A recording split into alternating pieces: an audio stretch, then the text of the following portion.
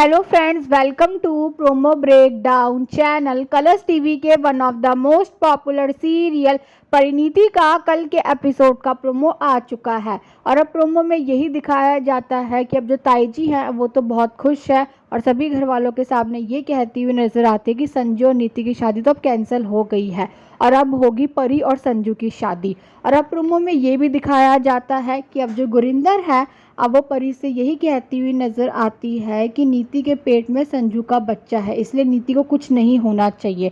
और अब परी और नीति नजर आ रहे हैं मंदिर में और अब जो नीति है वो तो यही सोच रही है कि जैसे ही परी मुझे देखेगी तो कहीं वो गुस्से में सबको सब कुछ ना बता दे। और अब जो परी है वो तो अब यही कहती हुई नजर आती है कि अभी तक मैंने नीति की सच्चाई किसी को नहीं बताई है।